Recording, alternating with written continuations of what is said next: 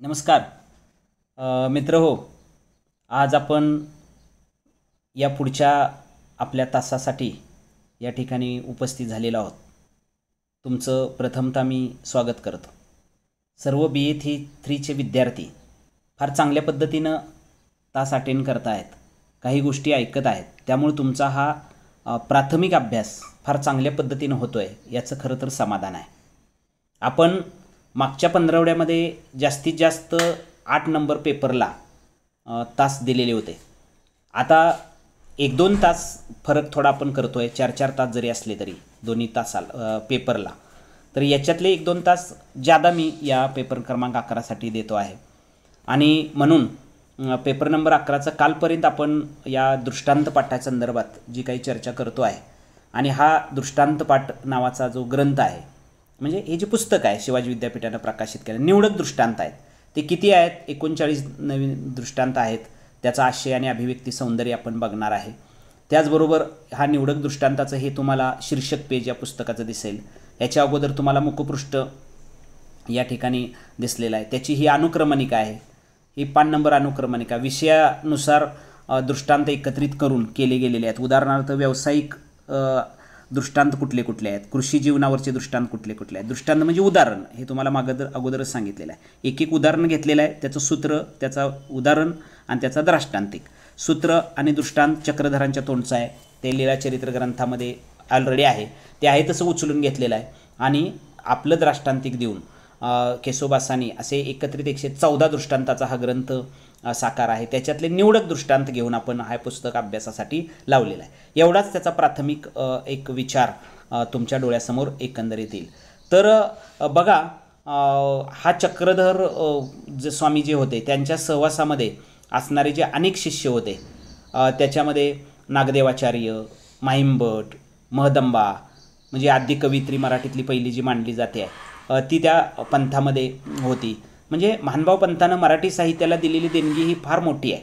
जसा इकडं वारकरी संप्रदाय आहे, त्याच्या अगोदर एक 100 वर्ष उदयास आलेला हा संप्रदाय ज्याला आपण म्हणतो, म्हणजे वारकरी संप्रदायाच्या बरोबरच म्हणायला काय हरकत नाही, पण त्याच्या 5-50 वर्ष अगोदर या महानुभाव संप्रदायाची स्थापना झालेली आहे. आणि या महानुभाव संप्रदायामध्ये मराठी साहित्याची जी सुरुवात झाली ती कोणत्या पद्धतीनं झालेली आहे याचा विचार अभ्यास TYच्या अभ्यासक्रमाला येतो. कारण मराठी वाङ्मयाचा इतिहास ज्यावेळेला पेपर तुम्ही अभ्यासणार आहे त्यावेळी तुम्हाला महानुभाव संप्रदायाचं थोडक्यात कार्य काय आणि महानुभाव पंथाचा आचारधर्म आणि महानुभाव पंथाचं साहित्य कोणतं निर्माण झालं याचा परिचय तर आहेच. पण इथं या पेपरला 11 नंबरच्या पेपरला महानुभाव संप्रदायातला एक स्वतंत्र गद्यग्रंथच आहे, कथासंग्रहच आहे. मराठीतला पहिला कथासंग्रह म्हणायला काय याला हरकत नाही आहे. कोणत्या ग्रंथाला? तर या दृष्टांत पाठ ग्रंथाला. तर हे कृषी जीवनावरचे दृष्टांत, आरोग्य आणि शिक्षण यावरचे दृष्टांत, तर या पद्धतीनं त्याचा आहे. प्रादेशिक जीवनावरचे दृष्टांत, असे जवळजवळ 39 दृष्टांत घेतलेले आहेत. आणि मग वाङ्मय दृष्टांत पाठामधील वाङ्मयीन गुणविशेष पण दाखवले आहे. डॉक्टर कोमल कन्या कुंदप यांनी ते लिहिलं आहे. म्हणजे तुम्हाला नोट्स वजा पण माहिती याच्यामध्ये फार सुंदर पद्धतीने येणार आहे. हा एवढं पुस्तक जरी नुसतं तुम्ही डोळ्याखालनं घातलं, वाचलं एकदा, ह्याच्यातले काही टिपणं काढली किंवा याच्यातलं काही तुम्ही लिखाण केलं, तर तुम्हाला या पेपरला बाहेरच्या नोट्स घ्यायची गरज नाही. किंवा मी दिलेल्या नोट्सपेक्षा त्या तुम्ही स्वतः काढलेल्या नोट्ससुद्धा तुम्हाला फार चांगल्या पद्धतीनं या ठिकाणी अभ्यास तुम्हाला त्याच्यात करता येईल. कारण मराठीमध्ये प्रचंड मार्क्स पडतात. आत्तापर्यंतचा अनुभव तुम्ही बघा की तुम्ही विषय अभ्यासता तुम्हाला मराठीच्या पेपरला खरोखर सहज तुम्ही चांगल्या पद्धतीने लक्षात राहिलं आणि मार्क चांगले मिळाले. तसाच हा पेपर सहजपणे 40 पैकी तुम्हाला 35-36 पर्यंत मार्क चांगला अभ्यास केला तर देऊन जातो. आणि मग 10 मार्कचा त्याच्यावर सेमिनार असेल, त्याच्यावरचे काही मार्क्स घेऊन आपण 50 पैकी 40, 42, 45 मार्कापर्यंत तुम्ही जाऊ शकता. एवढ्या पद्धतीनं या पेपरला स्कोरिंग चांगल्या पद्धतीनं होत आहे. त्याच्यामुळं मित्र की या सगळ्या अंगांचा विचार करून थोडंसं मानसिक धैर्य वाढवून या सगळ्याच्या या टाळेबंदीच्या काळात तुम्ही हे सगळं ऐकणं, त्यानंतर वाचणं, त्यानंतर हा पुस्तक हे लोड मी तुम्हाला लिंक पण पाठवणार आहे. ते पुस्तकसुद्धा तुम्ही याच्यावर सुद्धा वाचू शकता. तुम्हाला सांगेन मी ते लोड कधी, आज उद्या पाठवेन तुम्हाला. तर त्या पद्धतीनं आजचा हा एकंदरीत विचार आहे. तर आपण थोडंसं काय बघतोय, तर हा जो केशोबासा आहे ना, त्या केशोबासाचं जीवनचरित्र बघतोय आपण. लेखन कर्तृत्व त्याचं आपण बघायला लागलो आहे. कारण या ग्रंथाचं संकलन आणि संपादन फार चांगल्या पद्धतीनं त्यानं केलेलं आहे. आणि फार चांगल्या पद्धतीनं त्यानं ते केलं. आणि केशोबास नावानं तो अधिक परिचित आहे आणि त्या पद्धतीनं त्याची नाममुद्रा आहे बघा, केशव या नावानं किंवा मुनी केशीराजू अशी आहे, त्याच्या ग्रंथात आलेली आहे. महानुभाव पंथाचे तात्विक अधिष्ठान दृढ करण्याचं महत्त्वपूर्ण काम केशोबासांनी केलेलं आहे आणि त्याच्या जोडीला साहित्यविषयक कार्य त्याचं मोलाचं आहे. म्हणून महानुभाव पंथाच्या प्रारंभीच्या काळातलं महत्त्वपूर्ण ग्रंथकार जे होते ज्याची आहे त्याच्यामध्ये या केशिराज बास यांची ख्याती आहे. म्हणजे अत्यंत महत्त्वपूर्ण काम. आणि म्हणून खात्रीलायक त्यांचं जीवनचरित्र आज जरी उपलब्ध होत नसलं तरीसुद्धा त्यांचं मूळ गाव पैठणजवळचं वरखेडवाडी हे आहे आणि त्याचा जन्म शके 1180 असावा असा तर्क केला गेलेला आहे आणि असं मत ह ना नेने यांनी व्यक्त केलेलं आहे. वरखेड वाडेगावचे श्री अनंत भट्ट कुची हे कान्हरदेव यादवांच्या राजदरबारामध्ये कोशाधिकारी होते. शिवाय दुर्गनियंत्रक पदावरूनही ते कार्यरत होते. त्यांचे पुत्र श्री चक्रधर पाणी भट्ट हे केशिराज बासांचे वडील केशिराज बासांचे थोरले बंधू म्हणून गोपाळ पंडित उर्फ अनोजारकार यांचा उल्लेख तिथं केला गेलेला आहे. आणि म्हणून हे सगळं त्यांच्या थोडक्यात उपलब्ध झालेल्या जीवनचरित्रावरून त्यांची माहिती एकंदरीत आपल्याला समजून येता येते. आणि तसं पाहिलं तर त्या काळात जे वैराग्यपूर्ण जे पुरुष होते की त्या काळात जे काही पुरुष असे होते की थोडं वैराग्य प्राप्त झालेले आणि अशी प्रतिमा प्रारंभापासून त्यांची दिसते. म्हणजे प्रपंचापेक्षा परमार्थाची जाणीव जास्त होती. प्रपंचातल्या सगळ्या मोह माया मद मत्सर याच्यापेक्षा थोडंसं कुठंतरी परमेश्वराचं नातं जपून श्रीकृष्णाची भक्ती करून महानुभाव पंथाची दीक्षा घेऊन त्यांनी कार्य केलेलं आपल्याला एकंदरीत दिसतं. म्हणून नागदेवाचार्यांचे ते आवडते शिष्य होते. तसं पाहिलं तर नागदेवाचार्य हे चक्रधरांचे शिष्य आहेत. चक्रधरांच्या निर्वाणानंतर नागदेवाचार्यांच्याकडं या महानुभाव पंथाची सगळी सूत्रं आलेली आहेत आणि मग नागदेवाचार्यांच्या सहवासात आलेला हा शिष्य जो केशिराज बास आहे तो त्यांचा आवडता आहे. शके 1209ला केशोबास पाथरी तालुक्यातील निंबा येथील नागदेवाचार्यांच्या मठात आले, म्हणजे काही वर्षानंतर. आणि नंतर शके 1210ला नागदेवाचार्यांना ते अनुसरले, म्हणजेच त्यांनी नागदेवाचार्यांचं शिष्यत्व स्वीकारलेलं आहे. म्हणजे प्रत्यक्ष चक्रधरांचे शिष्य ते नव्हते, नागदेवाचार्यांचे शिष्य आहेत केशोबास. आणि मग दीक्षा घेण्यापूर्वी किंवा पंथात येण्यापूर्वी ते विवाहबद्ध झालेले होते, हे तितकंच खरं आहे. आणि तथापि टोकाचं वैराग्य अंगी बांधले असल्यानं केशोबास यांनी वैवाहिक जीवनात ते रमू शकले नाही आहेत. लवकरच ते वैवाहिक जीवनापासून परावृत्त झाले आणि मग भटोबासापासून, भटोबास म्हणजे नागदेवाचार्याचं दुसरं नाव आहे, आणि त्या भटोबासापासून तत्त्वज्ञानाचे धडे गिरवल्यानंतर केशवराज बास यांनी पूर्ण संन्यास घेतला.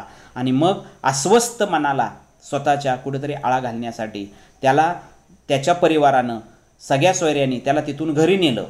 असं असताना सुद्धा तरीसुद्धा संन्यास सोडण्यासाठी त्यांच्यावर दडपण आलं. पण सासूरवाडीला त्यांच्या पत्नीकडून केशवबासांची साधना डळमळीत करण्यासाठी तरी जरी प्रयत्न झाला असला तरीसुद्धा सर्व घडत असताना केशोबा जेव्हा सासूरवाडीला होते तेव्हा स्नानसंध्या करण्यासाठी नदीवर जात घाटावर बसून ते चक्रधरांच्या लीळा आठवीत सदैव त्यांच्या स्मरण करत असत. अशा तल्लीन झालेल्या अवस्थेमध्ये त्यांनी सर्वज्ञ चक्रधरांच्या लीळा संस्कृत ग्रंथित केल्या आणि चक्रधरांच्या त्या लीळा ज्या त्या संस्कृतमध्ये त्यांनी त्या परिवर्तित केलेल्या आहेत. त्याचंही मोठं काम त्यांच्याकडे आहे. म्हणून संस्कृत ग्रंथ झालेला त्यांचा जो आहे तोही तयार झाला. त्याचं नाव आहे रत्नमाला स्तोत्र. म्हणजे संस्कृतमध्ये त्यांनी त्या लीळाचरित्र त्या सगळ्या लीळा एकत्रित केल्या 1289 साली. याशिवाय दृष्टांत स्तोत्र 1291ला त्यांनी लिहिलेलं आहे. आणि नंतर मग ज्ञानकला निधी स्तोत्र याही छोट्या छोट्या स्तोत्रांची निर्मिती त्यांनी केलेली आहे. आणि गुरु नागदेवाचार्य जे आहेत त्यांच्या पश्चात त्यांनी मूर्तिप्रकाश नावाचा ग्रंथ लिहिलेला आहे आणि तो 1289ला साधारणपणे लिहिला गेलेला आहे. आणि म्हणून त्याच्यामध्ये त्यांनी चक्रधरांच्या मूर्तीचं त्यांच्या अंतर्बाह्य गुणवैशिष्ट्याचं अप्रतिम चित्रण त्यांनी केलं आहे असं म्हणायला काय एकंदरीत हरकत नाही. एक विद्वान व्यासंगी आणि भाषांतरकार म्हणून त्यांचं स्थान आढळ आहे. कवीच्या मनातील वैराग्याची भावना तीव्र कशी होती हेही त्यांनी त्या सासरवाडीच्या लोकांनी त्यांच्या संसारात पुनश्च आणण्यासाठी तऱ्हेतऱ्हेनं प्रयत्न केले. पण केशवबास या ठिकाणी जातीवंत निष्ठावंत पंतभक्त असल्यानं ईश्वर भक्त असल्यानं त्यांनी महानुभाव पंथाचा संगत मात्र शेवटपर्यंत सोडली नाही. त्यांनी पूर्णपणे महानुभाव पंथाशी आपलं स्वतःचं नातं जोडलेलं आहे आणि त्याला एक वेगळेपण प्राप्त झालेलं आहे असं म्हणायला काय एकंदरीत हरकत नाही. आपण थोडा केशिराज बासांचा काय पाहतोय परिचय पाहतोय. केशिराज बास म्हणजे कोण? हा दृष्टांतपाठ ग्रंथ लिहिणारा लेखक, ग्रंथ लिहिणारा हा एक त्या महानुभाव संप्रदायातला अनुयायी, आणि त्यांनी काय ग्रंथ लिहिला आहे ते दृष्टांत कुठले आहे ते पुढं बघणार आहे आपण, पण थोडंसं या अर्थानं त्याचा विचार मिळतात. शेवटी त्यांनी त्या संसारामध्ये हे सगळं काम करताना त्यांची ही संगत किंवा त्यांचा हा स्वभाव सुटत नाही असं लक्षात आल्यानंतर पत्नीनी, तिची पत्नी जी आहे तिनं त्याला होकार दिला, आणि मग मिळताच त्यांनी पंथाची वाट पुन्हा धरली. पुन्हा सासूरवाडीतून कुटुंबातून ते परावृत्त झाले आणि लगेच भटोबासाकडे आलेले आहेत. आणि केशवबासांनी संन्यास निवृत्तीचा त्याग केला नाही, त्याचा त्यांना आनंद झाला.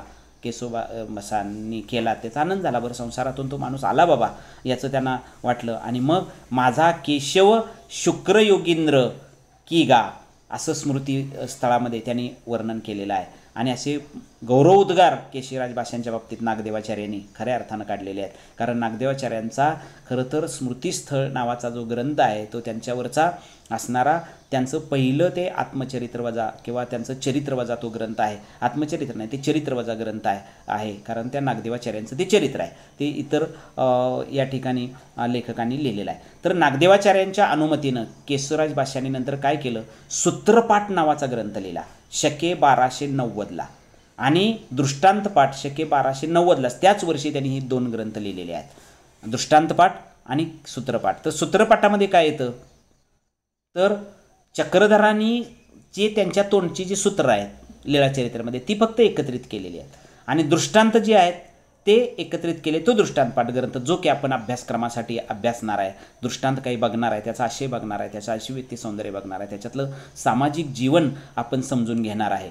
तर या पद्धतीनं तत्त्वज्ञानाचं जे ग्रंथ दोन्ही आहेत, जसा लीळाचरित्र तत्त्वज्ञानाचा ग्रंथ आहे तसं या सूत्रपाठ आणि दृष्टांतपाठ हे महानुभाव संप्रदायातले तत्त्वज्ञिक किंवा तत्त्वज्ञान सांगणारे ग्रंथ म्हणून स्वीकारले आहेत. कारण याच्यातनं उपदेश केलेला आहे किंवा याच्यातून समाजासाठी काहीतरी संदेश दिलेला आहे, सामाजिक आशय व्यक्त केलेला आहे, आणि त्याला एक वेगळ्या प्रकारची किनार प्राप्त झालेली आहे. म्हणून महानुभाव संप्रदायाचे महत्त्वाचे ग्रंथकार म्हणून केशवबासांच्याकडे पाहिलं जातं. पण ते केवळ ग्रंथकार नव्हते, तर ते कवी पण होते, उत्तम पट्टशिष्यही होते किंवा वादपटूही होते. म्हणजे केशवबा शास्त्राची चर्चा करणारे होते, चर्चक म्हणूनही त्यांचा उल्लेख आहे. अशी स्मृतिस्थळामध्ये त्यांचा उल्लेख एकंदरीत येतो. म्हणून केशिराज भाषांच्या विषयीचा अभिप्राय नागदेवाचार्यांचा फार महत्त्वाचा आहे. नागदेवाचार्यांनी त्यांच्याविषयी फार चांगले गौरव उद्गार काढलेत. माझे शास्त्र माहीम भटाच्या लक्षाधीर भटोचेनी न जुळेची ते पंडिता केशिराज देयासी असं त्यांनी म्हटलेलं आहे. आणि म्हणून त्यांनी काय असं म्हटलेलं आहे, तर जसा महानुभाव संप्रदायामध्ये माझा शिष्य म्हणून माहीमभट जेवढा महत्त्वाचा आहे तेवढाच केशिराज भाससुद्धा महत्त्वाचा आहे असं नागदेवाचार्य सांगत राहतात. आणि भाषाप्रभुत्व असणारा केशवबासांच्या एक उत्पत्तीवरही त्यातून त्यांनी प्रकाश पडतो. केशिराज भास, दामोदर पंडित, राघव भट हे तिघेजण अतिशय जिवलग मित्र होते आणि व्यासंगी पंडित होते, सदैव शास्त्रावरती चर्चा करत. म्हणून नागदेवाचार्य अभिमानाने म्हणतात की केशव पंडित रमाते शास्त्रसंवादे विनते उठिता बैसता रिकामे या दाखवित असं त्यांनी वर्णन केलं आहे. नागदेवाचार्यांच्या मनात त्यांच्याविषयीचा अत्यंत जवळीकता, आपुलकीची भावना, सदैव या ठिकाणी शास्त्राची चर्चा करणारे, मग्न असणारे, कुठंतरी श्रवण मनन चिंतन करून आपल्या पंथासाठी योगदान देणारे हे आपले शिष्य आहेत असं वारंवार नागदेवाचार्य म्हणत राहतात. आणि म्हणून अशी अहंकाराची भावना कुठल्याही प्रकारची तिघांच्या मनामध्ये बळावेल असं कुठलाही विचार नव्हता असं ते म्हणालेले आहेत. आणि म्हणून नागदेवाचार्यांनी ह्या सगळ्या जाणीवेचा शोध एकंदरीत घेतलेला आहे. दुसरा नागदेवाचार्यांचा सगळ्यात महत्त्वाचा नागदेवाचार्यांच्या शिष्याचा म्हणजे केशवबासांचा महत्त्वाचा जो गुण होता ते म्हणजे किंवा त्यांच्याकडे जी सगळ्यात महत्त्वाची चांगली गोष्ट होती म्हणजे त्यांच्याकडं संस्कृत भाषेवर त्याचं प्रभुत्व होतं. आणि भाषेवर प्रभुत्व ज्या माणसाचं आहे, ज्या माणसाचं भाषेविषयीचं ज्ञान चांगलं आहे त्या माणसाला करण्यासाठी संधी भरपूर असते. आणि मग तो माणूस प्रचंड वाचन करतो, तो माणूस विद्वत्ताप्राप्त आपला विचार नक्की पद्धतीने एखाद्या मांडत राहतो आणि त्या अंगानं त्याचा विचार आहे. म्हणजे संस्कृत भाषेवर जेवढं प्रभुत्व त्यांचं होतं तेवढंच मराठीवर सुद्धा प्रभुत्व होतं.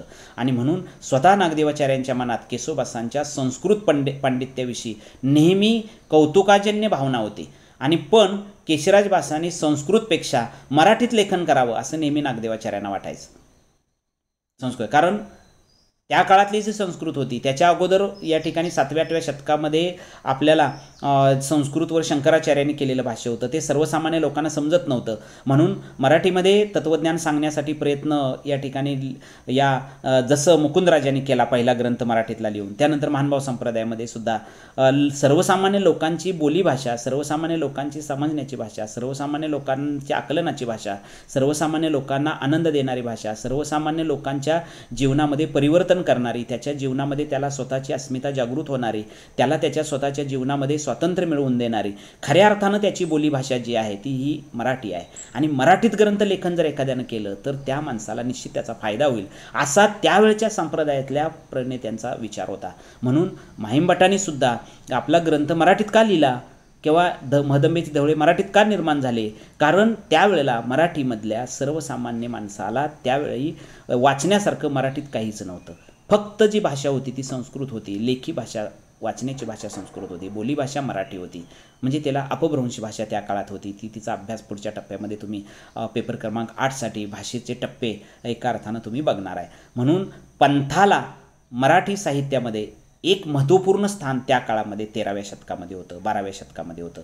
पंथ म्हणजे संप्रदाय. वारकरी संप्रदायाला सुद्धा फार महत्त्व आहे. वारकरी संप्रदायामध्ये ग्रंथांची निर्मिती झाली, ओवी आणि अभंगांची निर्मिती झाली, म्हणून मराठी साहित्य प्रगल्भ आज दिसतं आपल्याला.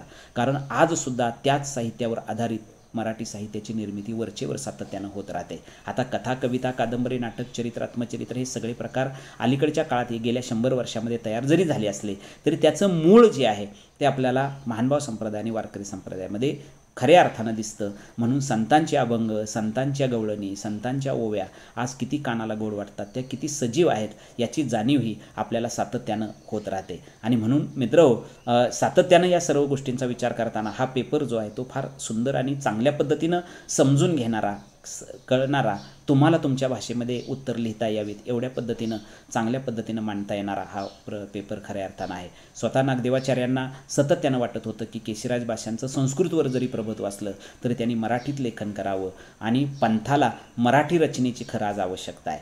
बघा, महानुभाव संप्रदाय असो किंवा वारकरी संप्रदाय असो की त्या काळामध्ये खऱ्या अर्थानं मराठी समाजाला 14व्या, 13व्या, 12व्या शतकामध्ये मोठी देणगी दिलेली आहे या संप्रदायाने. म्हणून या संप्रदायाचं नाव आज आहे. काय देणगी दिलेली आहे तर त्यावेळी निर्माण झालेले ग्रंथ, त्यावेळीची सामाजिक, सांस्कृतिक परिस्थिती, राजकीय परिस्थिती त्यावेळच्या लोकांना समजत होती वाचून, आणि आजही आपल्याला ती वाचून समजते आहे. म्हणून आपण मराठी भाषेचा अभ्यास करतोय, मराठी विषयाचा अभ्यास करतोय, मराठीतल्या काही पेपरांचा अभ्यास करतोय. तर त्या पेपरमध्ये साधारणपणे मराठीचा डिटेल अभ्यास यावर्षी तुम्ही 5 पेपर निवडलेले असल्यामुळं, स्वतंत्र या विषयाचा अभ्यास तुम्ही करत असल्यामुळं त्याला एक वेगळी किनार असलेली आपल्याला पाहायला मिळते. म्हणून नागदेवाचार्यांची धारणा जी आहे ती केशवभासांनी मराठीत ग्रंथलेखन करावं असं, म्हणून मराठी साहित्याला या रचनेची आवश्यकता आहे. म्हणूनच केशवभासांचं संस्कृतमधील रत्नमाला स्तोत्र बघून ते म्हणाले, भले केले केशदेवया तुवा वाक्युशी ईश्वर सर्जन केले. म्हणून एका गुरुची शिष्यप्रती असल्याची अवस्थेची अवस्था त्यांनी व्यक्तित केलेली आहे. पण केशिराज भाषांनी नंतर मराठीत लिहावं हे मात्र त्यांनी कधी पिच्छा सोडला त्यांचा नाही, आणि म्हणून त्याला एक वेगळ्या रचना प्राप्त झालेल्या आहेत. म्हणून जनसामान्यांना समजेल, साध्या बोळा लोकांना समजेल, ती संस्कृत भाषा त्यावेळेला समजत नव्हती. मग संस्कृताचं रूपांतर केलं तर ही सामान्य भाविक मंडळी शास्त्र ज्ञानापासून नक्की वंचित राहणार नाहीत. आणि म्हणून आपल्या गुरूंची तळमळ केशिराज भासांच्या मनापर्यंत पोहोचलेली आहे. आणि चक्रधरे निरूपली मराठी, चक्रधरांनी मराठी भाषेचं वर्णन करून जसं मराठीला एक वेगळेपण जसं प्राप्त करून दिलं, ज्ञानेश्वरांनी सुद्धा मराठी भाषेमध्ये एक वेगळा स्वतंत्र विचार स्पष्ट करण्याचा जसा विडा उचललेला होता. माझा मराठाची बोलू कौतुके परी अमृताते पैजा जिंके, असं ज्ञानेश्वरी त्या काळात म्हणालेले होते. म्हणजे ज्ञानेश्वरांचं सुद्धा संस्कृत चांगलं होतं, पण प्रत्यक्षरित्या त्यांनी ग्रंथलेखनासाठी मराठीच भाषा निवडली, मराठीतली ओवी निर्माण केली आणि तिला एक वेगळेपण प्राप्त करून दिलेलं आहे. आणि तशाच पद्धतीनं महानुभाव संप्रदायाचं कार्यसुद्धा मोठं आहे. आज मराठी साहित्याचा सगळा आपण अभ्यास करतोय, आपण संस्कृत साहित्याचा अभ्यास करायचा नाही आहे. संस्कृतचा इथं काही संबंध नाही, फक्त संस्कृत मराठीची पूर्व भाषा होती हे सांगण्यासाठी फक्त येत आहे. काही मुलं म्हणतात की संस्कृत काहीतरी आहे, संस्कृतचं इथं एक वाक्यसुद्धा नाही आहे, सगळं मराठी आहे. आणि मराठीचा स्वतंत्र अभ्यास तुम्ही करणार आहे. फक्त 700 वर्षापूर्वीची मराठी थोडी कशी होती त्याचा फरक लगेच जाणवतो. म्हणजे भाषेचा कसा फरक जाणवतो, म्हणजे आज आपण सांगली जिल्ह्यात बोलणारी भाषा आपल्या इथल्या लगेच कळते, पण नगर जिल्ह्यात 4-5 जिल्हे ओलंडून गेलं की ती नगरी भाषा मराठी जरी असली तरी आपल्याला आपल्या भाषेपेक्षा ती भाषा जरा वेगळी आहे उच्चारायला, हे जाणीव जशी होते. तसं कालखंडाचा सुद्धा विचार जर केला तर त्या काळातलं साहित्य आणि या काळातलं साहित्य, त्या काळचं मराठी साहित्य हे आहे. म्हणजे ज्ञानेश्वर माझा मराठाची बोलू कौतुक म्हणतात, माझ्या मराठीची बोल कौतुकास्पद आहेत असं मराठीत आत्ता आपण शुद्ध मराठीत आणू आत्ताच्या काळात म्हणू, पण माझा मराठाची बोलू कौतुक असं ते त्यावेळेला म्हणायचे. म्हणजे थोडंसं सातत्यानं वाचत एखादी गोष्ट गेली तर निश्चितपणे ती गोष्ट चांगल्या पद्धतीने आपल्याला समजते. आणि म्हणून शास्त्रापासून वंचित राहतील काही मंडळी म्हणून केशिराज भाषांना त्यांनी या गुरुनं सांगितलेलं आहे की मनातपर्यंत पोचलेली आहे. आणि म्हणून चक्रधरांनी सुद्धा मराठी भाषेवरती प्रेम केलेलं आहे आणि त्या शब्दापुढं गुरूंचं म्हणणं त्याला पटलं आणि केशिराज भाषांनी मराठीत रचना नंतरच्या काळामध्ये एकंदरीत केलेल्या आहेत. याच्यातला पुढचा भागसुद्धा त्या टप्प्यामध्ये आपल्याला एकंदरीत बघावयाचा तर आहेच, पण साधारणपणे ह्या केशवभासांचं मित्रप्रेम हे देखील याचायचं आहे. अजून एका पुढच्या तासाला आपण त्याचा लीळा सुरू करण्यापूर्वी किंवा या दृष्टांत सुरू करण्यापूर्वी, दृष्टांताचा आशय सुरू करण्यापूर्वी, दृष्टांत समजून घेण्यापूर्वी अजूनसुद्धा आपण चक्रधर स्वामींचे शिष्य नागदेवाचार्यांचे शिष्य हे केशवभास यांचा त्या काळातल्या सामाजिक सांस्कृतिक परिस्थितीचा आढावा घेत आपण एका वेगळ्या टप्प्यावरती कुठंतरी पोचत आहोत. आणि ती एक वेगळी जाणीव तुम्हा आम्हाला निश्चित पद्धतीनं एका अर्थानं होते आहे. त्यामुळं तत्त्वज्ञान, सामाजिकता, मानवी मनाचा विचार आणि तुम्हा आम्हाला तुमचं आमचं ज्ञान वाढवण्यासाठी या ठिकाणी त्या काळामध्ये हे लिहिलेले ग्रंथ म्हणजे शाळा होत्या. त्या काळात ते आश्रम म्हणजे शाळा होत्या. तिथं जाऊन ज्ञानार्जन करायचं, तिथं जाऊन समजून घ्यायचं, तिथं जाऊन काही गोष्टी सगळ्या विद्या शिकायच्या, भाषासुद्धा तिथं शिकायची, लिहायला वाचायला तिथं शिकायचं. पण ते सर्वांना भाग्य प्राप्त होत नव्हतं, सर्वजण तिथंपर्यंत पोचू शकत नव्हते. अलीकडच्या काळामध्ये आपण हे ज्ञान घेण्यासाठी शाळेमध्ये जातो. आता तर घरी बसून मला तुम्हाला ज्ञान देण्याची सोय उपलब्ध झालेली आहे. त्यामुळे मी तुम्हाला जे काही सांगायला लागलेलो आहे ते तुम्ही ऐकत आहात. याचा अर्थ ही सुखसोयीची साधनं उपलब्ध झाल्यामुळं माणसानं विज्ञानामध्ये प्रगती केल्यानंतर ह्या सगळ्या गोष्टी शक्य झालेल्या आहेत. पण काही वर्षापूर्वी शाळा म्हणजे हे पंथ होते. पंथातलं तत्त्वज्ञान, पंथामध्ये ग्रंथ, सामाजिक जीवन हे कुणीतरी वाटेल त्याला ते लिहून ठेवत होतं. तो ग्रंथ तयार होत होता आणि त्या ग्रंथावरचं विवेचन त्या टप्प्यामध्ये एका वेगळ्या जाणीवेतनं खऱ्या अर्थानं होत होतं. म्हणून मित्रहो, फार चांगला तुम्ही विचार ऐकत आहात. याच्यातला पुढचा भाग अजून समजून घेत आपण पुढं जाणार आहोत. आपण थांबूया आणि चांगल्या पद्धतीनं निश्चितपणे ऐकूया. तर हा विचार तुमच्या दृष्टीनं महत्त्वाचा आहे. लगेच आपण या ठिकाणी उद्याच्या तासाला किंवा पुढचा लगेच आपला तास यानंतर लगेच आहे. आता हा 9:30चा तास आहे, लगेच 10:15चा पण आजचाच तास आहे. त्याच्याही आपण हा विचार नक्की समजून घेऊया असं मला वाटतं.